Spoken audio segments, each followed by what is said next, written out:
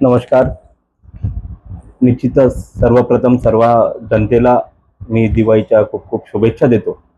आणि आपल्याला माहिती आहे स्थानिक स्वराज्याच्या निवडणुका पुढच्या महिन्यामध्ये होऊ घातल्या आणि गेल्या 4 वर्षापासून स्थानिक स्वराज्याच्या निवडणुका झाल्या नाहीत. त्यामध्ये प्रशासन असल्यामुळे अनेक कामं रखडलेली होती. पण आज ज्या वातावरणामध्ये आता पुढच्या महिन्यामध्ये स्थानिक स्वराज्याच्या निवडणुका होईल, जनतेमध्ये एक चांगला उत्साह आहे.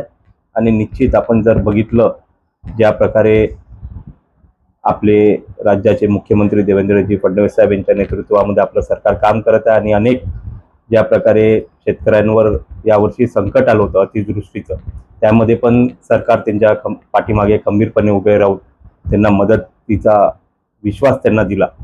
या प्रकारे भारतीय जनता पक्षाचं या निवडणुकीमध्ये मोठ्या प्रमाणामध्ये विजय होईल आणि एक चांगलं वातावरण ग्रामीण असेल शहर असेल दोन्ही ठिकाणी चांगलं वातावरण आमच्या भारतीय जनता पक्षाचं आहे. विरोधकांचे आरोप आहेत पूर्ण जगभरात पूर्ण भारतभरात ते आंदोलन करत आहेत. वोट चोरीचा मुद्दा ते गाजवत आहेत, यावर आपलं काय? नाही, जे आता आपण बघितलं प्रत्येक ठिकाणी विरोधक आता कुठेतरी लोकांना दिशाभूल करण्याचं काम त्यांच्या हातून होत आहे.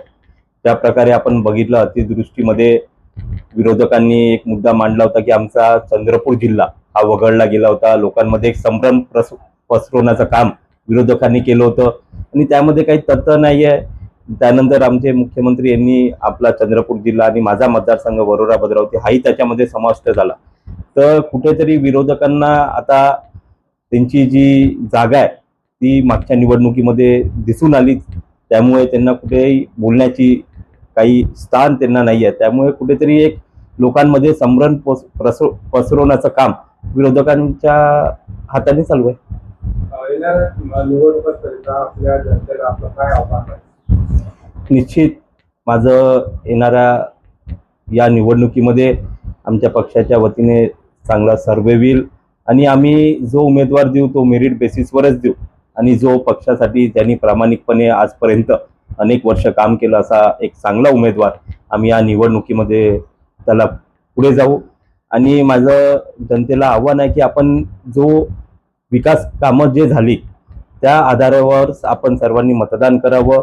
आणि ज्या प्रकारे आपण बघितलं 10 वर्षामध्ये आपला देशाचा विकास असेल किंवा आपला राज्याचा विकास असेल हा संपूर्ण नागरिकांच्या समोर आहेच, त्याच आधारावर आपण सर्वांनी मतदान करावं आणि या निवडणुकीमध्ये आपण आवर्जून सर्वांनी या मतदानाला पुढे जावं आणि मतदान करावं हीच मी जनतेला विनंती करतो.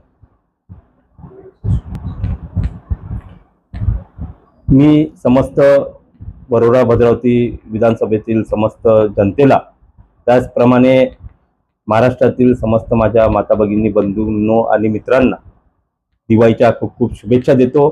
आपल्या जीवनामध्ये सुख समृद्धी निरोगी आयुष्य लाभो ही माता महाकाली चरणी प्रार्थना करतो. आणि ज्या प्रकारे शेतकऱ्यांवर या वर्षी जे संकट आलं हे संकट लवकरात लवकर दूर हो ही ईश्वर चरणी प्रार्थना करतो.